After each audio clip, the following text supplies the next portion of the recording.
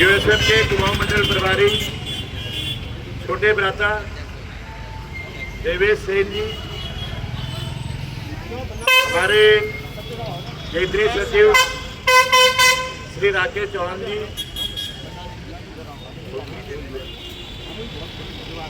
तथा मेरे सभी उत्तराखंड क्रांति दल के सीनियर्स और मेरे छोटे सहयोगियों, हम लोग 26 तारीख को सुबह हल्द्वानी से professor doctor D Pant ji की मूर्ति पे माल्यार्पण करके उत्तराखंड कुमाऊं भ्रमण पे निकले थे। हमारा पहला पड़ाव भीमताल, फिर भवाली और शाम को विश्राम अल्मोड़ा, फिर दूसरे दिन हम वहाँ से निकले धन्यान्य होते हुए पिथौरागढ़ से हम लोग गए जौलजीबी होते हुए धारचूला, फिर वहाँ से रात्रि विश्राम डीडीआर, फिर डीडीआर से थल देरीनाथ होते हुए बागेश्वर गरुड़ से फिर हम लोग निकले रानीखेत, कौसानी, सोमेश्वर, बगवाली, पोखर, द्वाराहाट, चौकुटिया और आज वहाँ से भिकियासैंण, बतरौज खान होते हुए अभी हमारे यह उत्तराखंड बचाओ रथ यात्रा का समापन रामनगर में निश्चित हुआ है।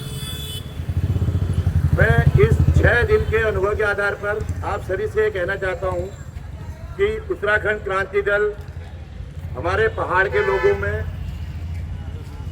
बहुत गहरे से बसा हुआ है। उत्तराखंड क्रांति दल उनके दिलों में एक दिल की तरह धड़क रहा है। सिर्फ उसकी धड़कन कभी स्लो हो रही है, हमें उसको तेज करने की जरूरत है।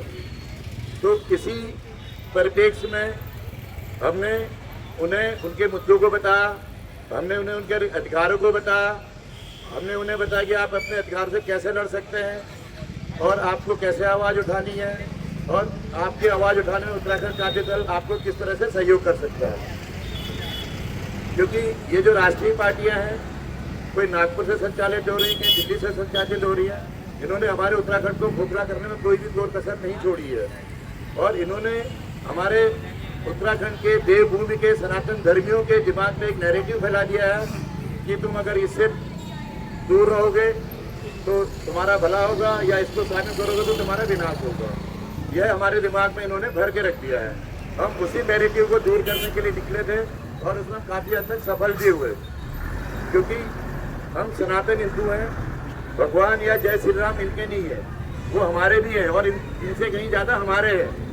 बस ये नैरेटिव हमने सबसे पहले उनको निकाला और जहाँ पर ये कहते कि हम देशभक्त हैं, हमारे उत्तराखंड का एक एक युवा, एक एक बुजुर्ग पूरी जवानी उन्होंने देशभक्ति में लगा दी है और आज ये उन्हीं को चैलेंज कर रहे हैं और उन्हीं की 1 पेंशन 1 रैंक को इन्होंने बेवकूफ़ बना के रख दिया है, जिसके लिए लड़ाई सब लोग जारी कर रहे हैं। और उसी में उन्होंने पूरा आश्वासन देके आए हैं कि जिस दिन उत्तराखंड क्रांति दल पावर में आ जाएगा, ये सारी विसंगतियाँ हम अपने लेवल पे दूर करेंगे। जहाँ तक रही भू कानून की बात, भू कानून हमारा एक अहम मुद्दा है। अगर जब तक हमारा भू कानून नहीं लागू होगा तब तक ये लोग हमारे ज़मीनों को ऊपर बाहरी व्यक्तियों को अपने वोट बैंक के चक्कर में, अपने कमीशन के चक्कर में बाहरी लोगों को बसाते रहेंगे। तीसरा, मूल निवास 1950। मूल निवास 1950 को इन्होंने मूल निवास की परिधारणा ही यहाँ पे ख़त्म कर दी है, उसको इन्होंने स्थायी निवास में बदल दिया है। जबकि हम ये कहते हैं कि जब हमारा राज्य बना था उस समय लगभग 80 से 85 लाख हमारी जनसंख्या थी, वही हमारे मूल निवासी थे, उसमें से भी कुछ कम थे। परंतु आज की डेट में 1 करोड़ 35 लाख की जनसंख्या हो गई। लगभग 50 लाख लोग कहाँ से आए।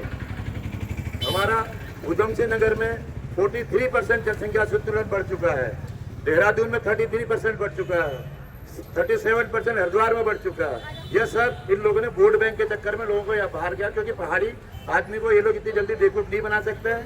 इनको बेवकूफ़ बनाने के लिए, इनके ऊपर एक डर पैदा करने के लिए इन्होंने बाहरी लोगों को, यहाँ तक कि हम तो ये कहते हैं, इन्होंने रोहिंग्याओं को भी यहाँ पे बसाने का काम किया है, जिसकी हम भर्त्सना करते हैं। और जिस दिन उत्तराखंड क्रांति दल सत्ता में आ गया, उस दिन के बाद इन सबकी घर वापसी हम लोग सुनिश्चित करेंगे। यही हम अपने पहाड़ के लोगों को वन में बैठाने गए थे और उसमें हम काफ़ी तक सक्सेस भी हुए। मैं बहुत ज़्यादा नहीं कह के अपनी पार्टी को ये विवरण देता हूँ, क्योंकि मुझसे सीनियर वक्ता काफ़ी हैं जो हमारे साथ पूरे पहाड़ के दौरे पे थे, वो अपने अनुभव आपके साथ साझा करेंगे। बाकी अनुभव साझा करने के लिए उनको देता हूँ। धन्यवाद। जय उत्तराखंड।